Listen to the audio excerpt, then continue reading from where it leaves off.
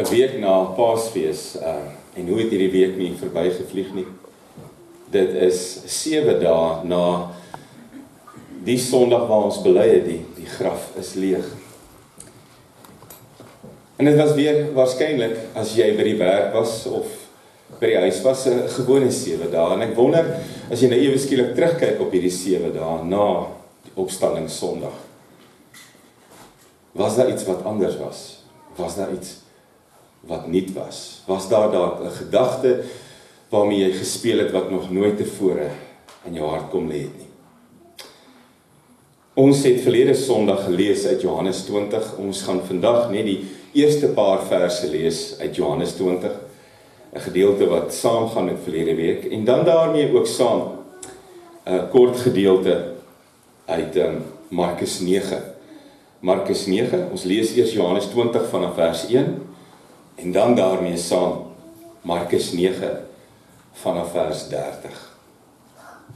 Ek wil net gou sê, voordat ons begin, as daar kinders is, jong mense, daar agter is 'n werkstukkie waarmee hulle kan besig wees ook tydens die erediens. As jy nog nie een het nie, gaan kry gerus vir jou daar agter.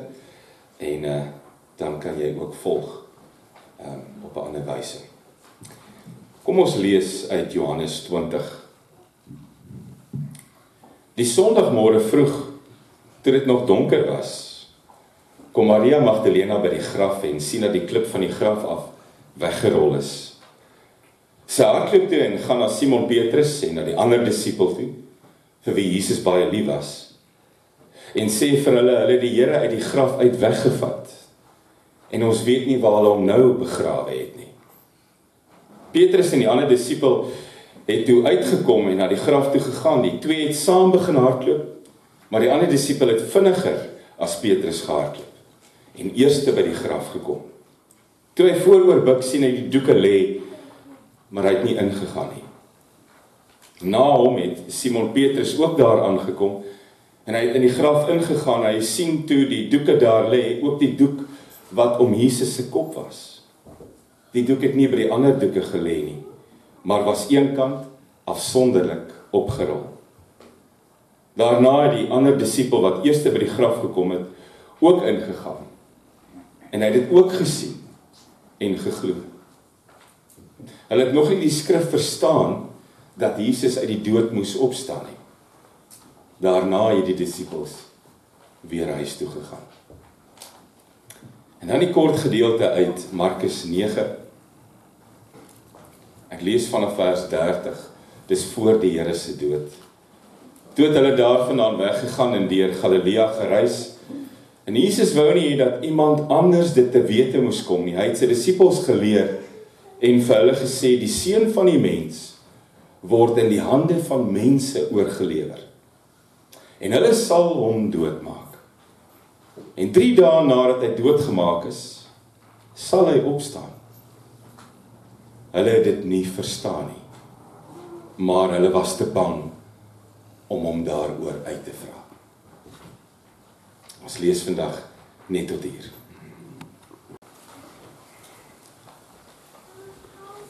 Vir die van u wat dit al moes doen, sou agterkom, dit is makliker om op Goeie Vrydag te preek as op Paas Sondag. Moenie my verkeerd verstaan nie. Goeie Vrydag is nie 'n maklike boodskap nie, om 'n boodskap te bring wat mense weer herinner het, hoe hulle jou Here gemartel het, hoe hy gewroeg het, hoe groot sy worsteling was, hoe hy in 'n kruis opgehang is. Dis nie 'n maklike boodskap nie, en tog, vir die wêreld is dit 'n aanvaarbare boodskap. Die wêreld glo dat 'n skrynwerker uit Nasaret op 'n Vrydagoggend aan 'n kruis gehang het. Die wêreld glo dat hierdie jong man daai dag daar gesterf het. Die wêreld glo dat dit 'n verskriklike lyding was en dat hy toe sy kop vooroor laat sak het, sy laaste asem uitgeblaas het. Die wêreld glo dit. Selfs die Jode glo dit. Niemand het 'n probleem daarmee dat Jesus van Nasaret op 'n Vrydagoggend dood aan 'n kruis gehang het nie. Almal aanvaar dit. Tot op daardie Vrydag het geloof nog sin gemaak. Want dis hoe die wêreld werk, is dit nie? Jy leef, jy word soms vervolg, jy word doodgemaak, jy sterf, jy word begrawe. Dis hoe die lewe werk. Jy leef, jy gaan dood, jy word begrawe. Dis die ritme van die lewe. Dit gebeur met almal van ons. Dit word baie keer moeiliker as iemand onskuldig doodgemaak is en begrawe word. Dit gryp jou aan jou hart as iemand wat dit nie verdien het nie, op 'n wrede manier doodgemaak word en begrawe word. Maar dis hoe die lewe werk. Jy leef, jy sterf, jy's dood, jy's begrawe. Maar dan kom ons by Paasondag. En ewe skielik werk dinge nie meer lekker nie. Ewe skielik sê daar hoeveel mense in die wêreld, ons kan Vrydag aanvaar dat hy dood is, maar nou verstaan ons nie meer nie. Julle sê, julle Christene, hy leef. Hy wat dood was, wat vir 'n paar dae dood was, los 'n leë graf agter. Ewe skielik verstaan die wêreld nie meer nie. En dis die ding van Paasondag. Jy kan een van twee goed doen. Of jy kan dit verwerp. Of jy kan dit aanvaar. As jy die oop graf, die leë graf verwerp, die opgestane Here verwerp, is jy in baie, baie goeie geselskap. Want die moderne mens verwerp dit vandag baie keer. Hoeveel wetenskaplikes verwerp dit? Die ouens wat intussen besef het, ek kan my eie ding doen en ek kan my eie goed bepaal en ek kan my eie lewe lei, verwerp dit. Die geleerdes verwerp dit. As jy vandag sê, dit kan nie wees nie, gaan jy die maklike pad stap. Maar as jy dit vandag aanvaar, as dit jou werklikheid word, as jou werklikheid nie net 'n kruis is nie, maar 'n oop graf, dan word dit ewe skielik moeiliker. Want ewe skielik glo jy iets wat teen alles indruis. Ewe skielik glo jy iets wat teen wetenskap indruis. Ewe skielik glo jy iets wat teen logika indruis. Ewe skielik glo jy iets wat teen die natuur is. Iemand wat dood was en weer leef. As jy die paadjie loop, dan maak jy die deur oop vir mense wat jou gaan uitlag, jou gaan spot hieroor, wat jou gaan verwerp, jou een kant toe gaan stoot. En dis die groot onderskeid. Aanvaar jy wat Vrydag gebeur het vir die waarheid? En wat Sondag gebeur het? Dan word dit moeiliker. En het jy agtergekom, ons sê so maklik, en ons sê dit op soos 'n rympie, die Here het gekom, hy is gebore uit 'n maagd, hy het gelei, hy het aan 'n kruis gesterf, hy is opgegrawe, hy het opgestaan, hy het die dood oorwin, hy het opgevaar en hy kom weer terug. Ons ken dit so goed. Maar weet ons nog wat ons eintlik bely? Weet jy wat jy sê as jy sê, die graf is leeg? Kom ek plaas ons 'n bietjie in daai eerste ouens se skoene wat met hierdie waarheid te doen moes kry. Sê nou maar jy het 'n goeie vriend. Jy stap 'n pad saam met hierdie goeie vriend of goeie vriendin. Julle deel goed saam, julle doen goed saam, julle belewennisse en ervarings saam. En ewe skielik sterf hierdie vriend. Jy kan ongelukkig nie by die begrafnis wees nie. Almal vertel vir jou agterna hoe dit was en dan ewe skielik besluit jy gaan sy of haar graf besoek. Jy wil 'n laaste eerbetoon bring. Jy hoor waar dit is, hulle sê vir jou, dis die vars op die grond met die nuwe blomme op, dis die nommer. Maar as jy daar kom, kry jy ewe skielik net 'n oop gat. Of as jy by die ondernemers kom om die kassie as af te haal, dan sê hulle ewe skielik vir jou, ons weet nie waarvan jy praat nie. Wat sou jou eerste gedagte wees as jy by die graf kom? Ons het dadelik op die selfone gespring het en gesê, het julle my na die regte plek toe gevat, want hier is nie hoop die grond nie, hier sit 'n oop gat. Ons sou gedink het ons is op die verkeerde plek, of as iemand ons oortuig het, dit is die graf, sou ons dadelik gedink het, maar wat het hier gebeur? Het iemand die kus kom steel? Het iemand kom boos doen, goed doen hier? Het iemand kom vat wat nie hulle sinne is nie? Waar is die liggaam? Waar is hierdie dooie vriend van my? Het jy die as gaan afhaal, het jy waarskynlik gewonder, het jy die as verloor? Het jy 'n fout gemaak? Het jy hierdie as aan die verkeerde persoon oorhandig? Want soveel dinge kan verkeerd loop. Daar is soveel redes en soveel oortuigings en soveel maniere waarop jy met hierdie oop gat te doen sou kry, maar nie een sou wees. O wel, hy's nie hier nie. Hy leef seker.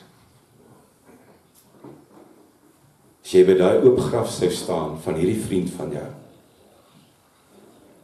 sou dit nie eens 'n opsie gewees het wat jy oorweeg nie, is dit nie? Jy sou glad nie daaraan gedink het nie. Want dood is dood en lewe is lewe. En as iemand 'n rukkie terug dood is en die gat is oop, die graf is oop, beteken dit nie hy lewe nie, want dit werk nie so nie. Dit dryf in teen logika en dit speel nie saam met enige natuurwet nie. En dan kry jy te doen met die eerste mense wat hiermee te doen gehad het.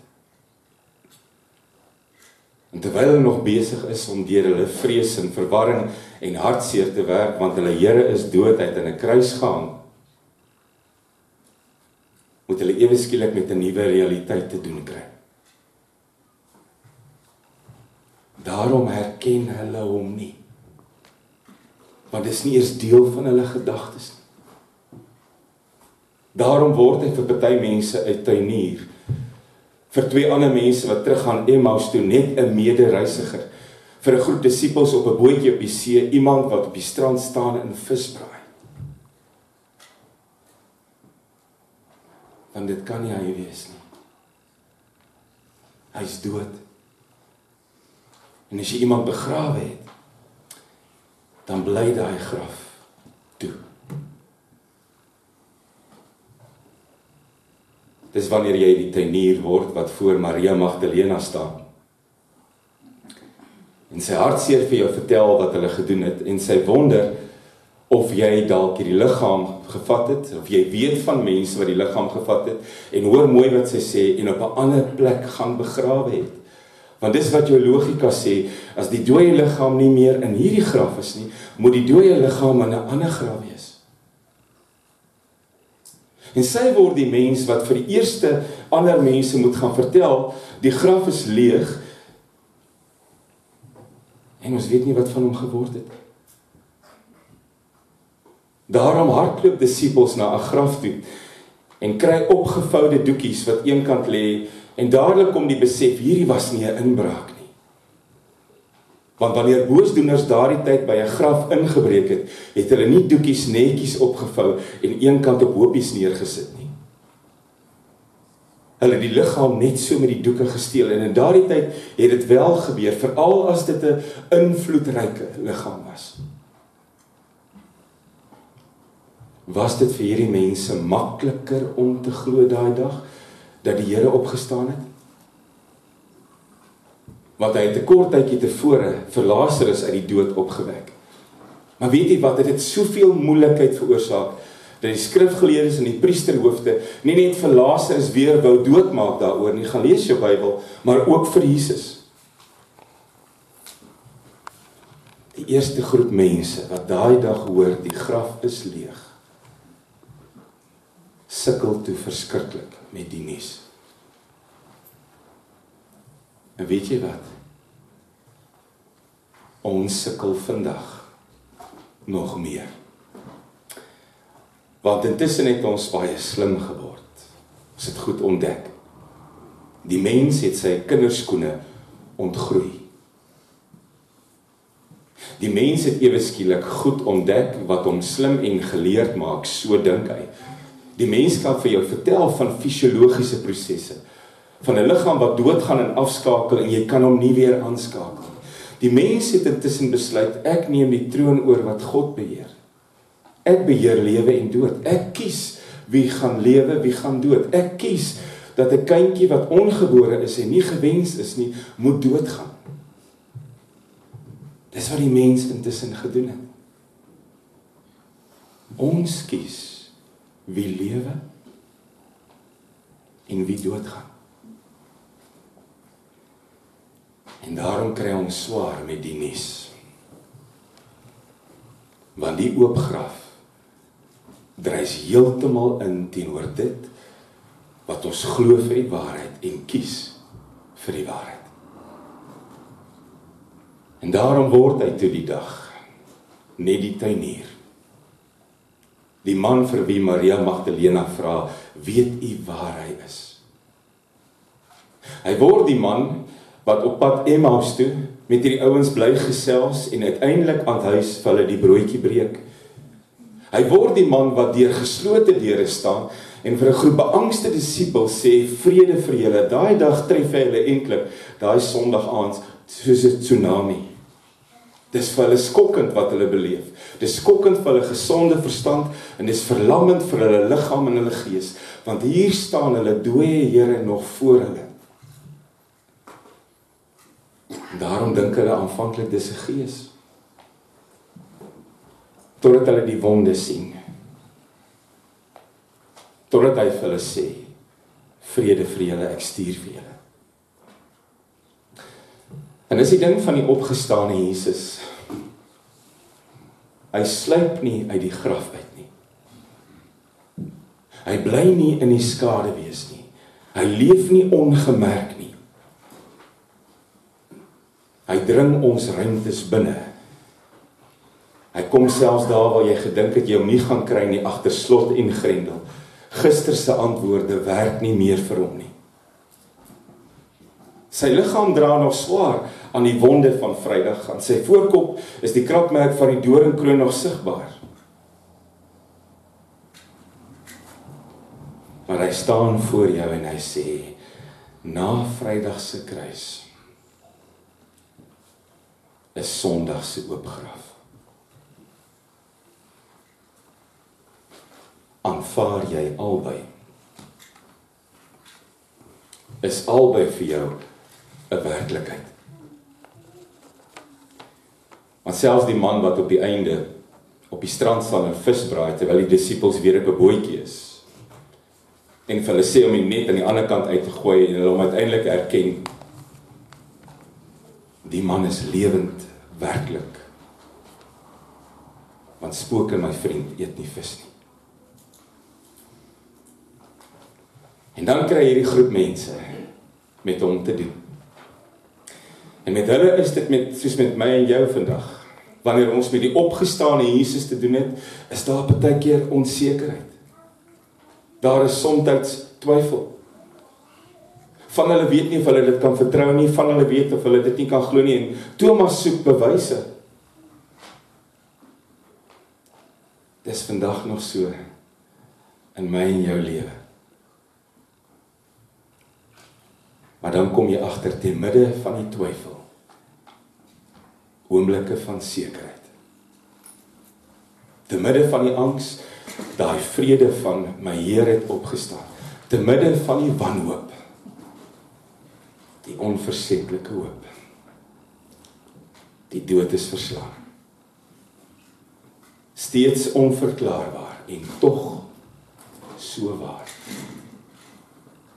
Steeds onverklaarbaar en tog so waar. Nou wil ek vandag vir jou sê om te bely dat die Here aan 'n kruis gesterf het, dat hy begrawe is en dat hy opgestaan het en dat hy leef is een ding. Om dit uit te leef is heeltemal iets anders.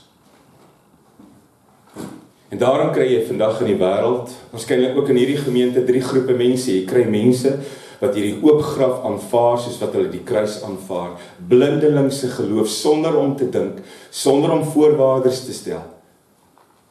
En dan kry jy mense, 'n tweede groep, wat baie keer twyfel, wat wonder, wat meer wil antwoorde hê, maar hulle aanvaar dit tog. En dan uiteindelik kry jy 'n derde groep wat sê, dit kan nie wees nie. Ek aanvaar dalk die kruis dat hy gesterf het. Maar ek aanvaar nie die oop graf nie. Ek soek bewyse.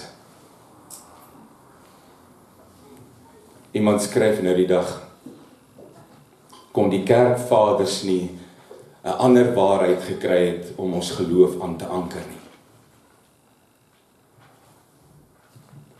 Maar die oop graf is waarin my en jou geloof geanker is. Dis eintlik vreemd, wanneer ons praat van die Christelike simbool, praat ons van 'n kruis, is dit nie.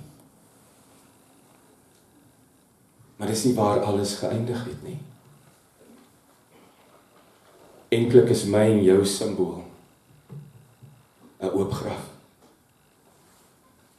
Die bewys van lewe. En dan skryf hierdie persoon, kon die kerkvaders nie maar iets beter, iets makliker gekry het om ons geloof aan te anker nie. My vriend, die kerkvaders het nie die keuse gemaak nie.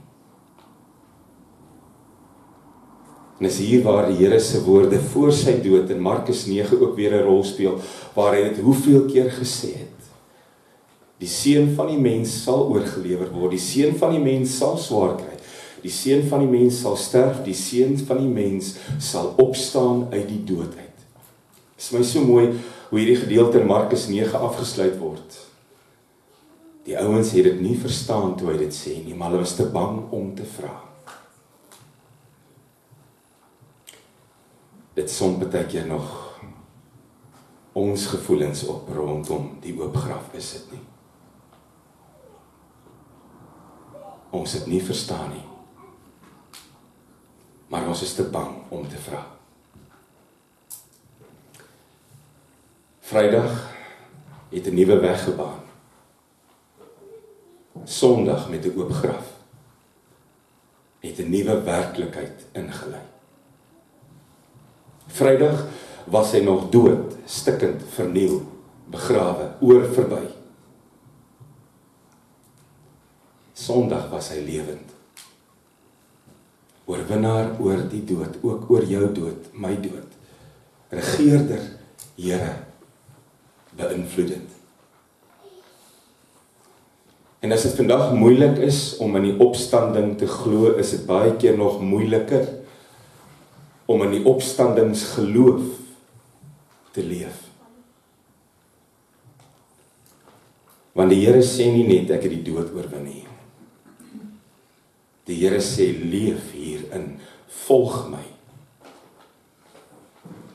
Gaan leef uit wat ek vir jou gegee het. En opstandingsgeloof is nie om uit te sien na die hiernamaals nie.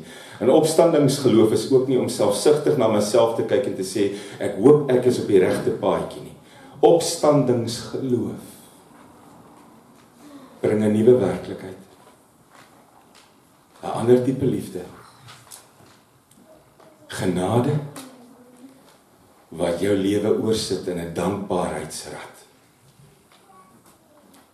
Met opstandingsgeloof het jy jou vyande lief. Met opstandingsgeloof vergewe jy ander wat jou verskriklik seer gemaak het. Met opstandingsgeloof gaan jy môre in met die vaste hoop dat soos wat hy na my gekyk het, hy ook môre sal sorg. Ek sluit af met 'n laaste gedagte. Dis maklik om te aanvaar wat Vrydag gebeur het. Die wêreld doen dit ook. Totsiens Jesus, het hulle gesê. Maar ek en jy leef in 'n ander werklikheid. Amen.